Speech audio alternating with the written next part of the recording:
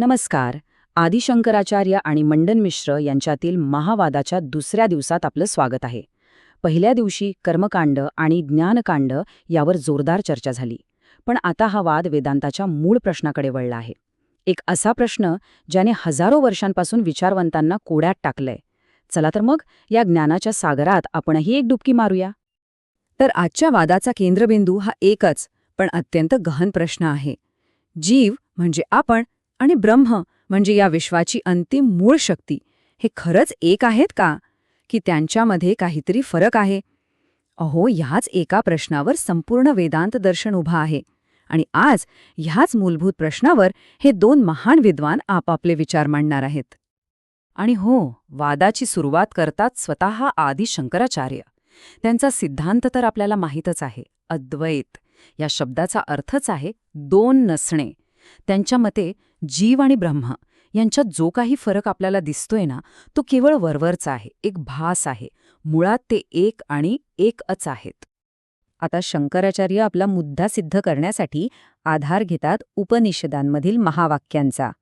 आणि त्यातलं एक अत्यंत शक्तिशाली महावाक्य आहे बृहदारण्यक उपनिषदातील अहम ब्रह्मास्मी. याचा सरळ अर्थ आहे मीच ब्रह्म आहे. शंकराचार्य म्हणतात की हे केवळ एक विधान नाहीये, तर साधनेद्वारे अनुभवता येणारं अंतिम सत्य आहे. बरं, मग हे ब्रह्म म्हणजे नेमकं काय?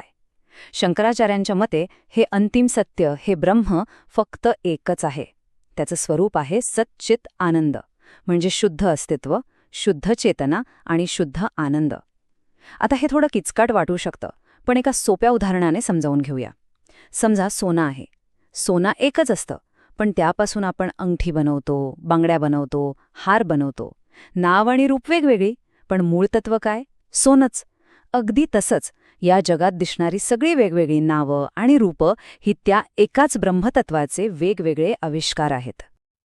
शंकराचार्यांनी ही गोष्ट आणखी सोपी करून सांगण्यासाठी एक जबरदस्त उदाहरण दिलंय, जे शिंपल्याचं उदाहरण म्हणून प्रसिद्ध आहे. कल्पना करा, थोडासा अंधार आहे आणि जमिनीवर एक शिंपला पडलाय.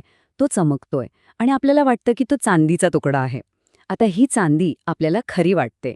पण का? तर अज्ञानामुळे, म्हणजे अविद्येमुळे. पण जसा ज्ञानाचा प्रकाश त्यावर पडतो, आपल्याला लगेच कळतं की अरे, ही चांदी नाही, हा तर शिंपला आहे.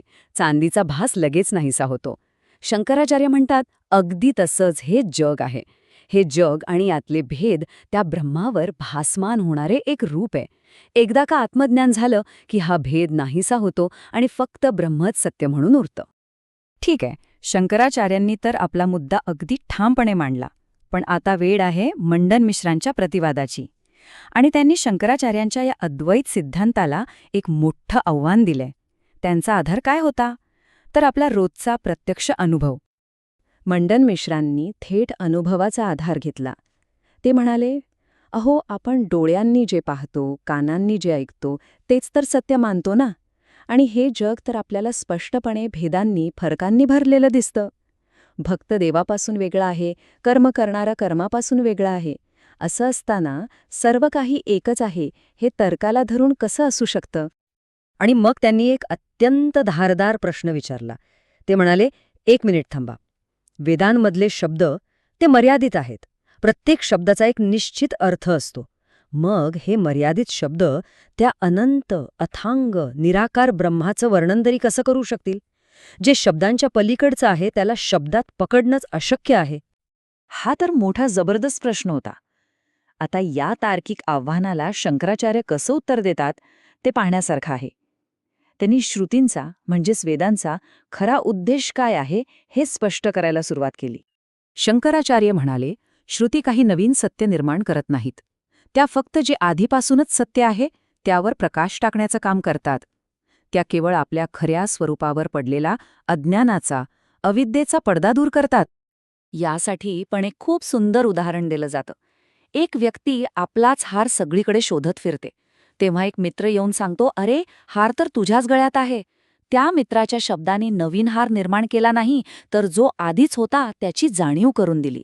अगदी त्याचप्रमाणे उपनिषदांमधील महावाक्य तत्वमसी म्हणजे ते तूच आहेस, आपल्याला आपल्या विसरलेल्या मूळ स्वरूपाची केवळ आठवण करून देते. आणि यानंतर शंकराचार्यांनी एक असा मुद्दा मांडला ज्यामुळे या वादाला एक निर्णायक वळण मिळालं. त्यांनी वेदांमध्ये जे वरवर विरोधाभास दिसतात ना, त्याचंच एक जबरदस्त स्पष्टीकरण दिलं. शंकराचार्यांनी सत्याचे 2 स्तर सांगितले. हे खूप महत्वाचं आहे. पहिला स्तर आहे व्यावहारिक सत्य, म्हणजे जगात वावरताना, व्यवहार करताना जे सत्य आहे ते. या स्तरावर भक्त आणि देव यांच्यातला भेद खरा आहे. तो गरजेचा पण आहे. पण दुसरा आणि अंतिम स्तर आहे पारमार्थिक सत्य. हा अंतिम सत्याचा स्तर आहे, जिथे सगळे भेद गळून पडतात आणि फक्त अद्वैतच शिल्लक राहतं. हे कसं शक्य आहे? यासाठी त्यांनी सूर्य आणि त्याच्या प्रतिबिंबाचं उदाहरण दिलं. बघा, आकाशात सूर्य तर एकच असतो, बरोबर? पण आपण जर पाण्याने भरलेली 100 भांडी ठेवली तर आपल्याला 100 वेगवेगळी प्रतिबिंब दिसतील. पाण्यामुळे प्रतिबिंब वेगवेगळी दिसतात, पण मूळ सूर्य मात्र एक आणि अविचल राहतो. अगदी तसंच एकच असलेलं ब्रह्म आपल्या मन आणि शरीररूपी उपाधींमुळे अनेक जीवांच्या रूपात फक्त भासतो. शंकराचार्यांचे हे भेदक युक्तिवाद मंडन मिश्रांच्या वर्षांच्या श्रद्धेला आणि तर्काला छेद देत होते. त्यांच्या चेहऱ्यावर आता आत्मपरीक्षणाचे भाव स्पष्ट दिसत होते. पण त्यांच्या गळ्यातील हार मात्र अजूनही ताजा होता, जणू काही त्यांच्या आत्मविश्वासाचं प्रतीक. पण जसजसा त्यांचा बौद्धिक निश्चय डळमळू लागला, तसतसा एक चमत्कार घडला. त्यांच्या गळ्यातला तो दिव्य हार कोमेजू लागला. हे सूक्ष्म चिन्ह वादाच्या मध्यस्थ उभय भारती यांच्या तीक्ष्ण नजरेतून सुटलं नाही. त्यांना समजलं होतं की हा केवळ फुलांचा नाही, तर एका महान विद्वानाच्या वैचारिक पराभवाचा हा संकेत आहे. तर मंडन मिश्रांचा युक्तिवाद आता कमजोर पडला आहे. पण थांबा, हा वाद इथेच संपत नाहीये. आता एक अनपेक्षित आव्हान उभं राहणार आहे. खुद्द मध्यस्थ उभय भारती शंकराचार्यांना कोणता प्रश्न विचारणार आहेत, हे पाहणं खरंच खूप रोमांचक असणार आहे. आजच्या या चर्चेत सहभागी झाल्याबद्दल खूप खूप धन्यवाद. ज्ञानकोश हे एक बहुभाषिक चॅनल आहे, जिथे आम्ही इंग्रजी, हिंदी, मराठी, तमिळ, गुजराती आणि बंगाली यांसारख्या अनेक भाषांमध्ये आध्यात्मिक ज्ञान पोहोचवण्याचा प्रयत्न करतो. आणि लवकरच आणखी प्रमुख भाषा यात सामील होतील. आपलं ध्येय एकच आहे, सनातन धर्माचा हा अनमोल खजिना सोप्या, स्पष्ट आणि अर्थपूर्ण मार्गाने आपल्यापर्यंत पोहोचवणं. आमच्या चॅनलवर आपल्याला श्रीमद भागवत, भगवद्गीता, महाभारत, ललिता सहस्रनाम, दैवतेन कुरल, महाराष्ट्रातील आणि बंगालमधील संत आणि आदि शंकराचार्यांचे जीवनचरित्र यावर दररोज व्हिडिओ मिळतील. जर आमचा हा प्रयत्न आपल्याला मोलाचा वाटत असेल तर कृपया ज्ञानकोशला सबस्क्राईब करा, म्हणजे आपल्याला आमच्या रोजच्या व्हिडिओबद्दल सूचना मिळत राहतील.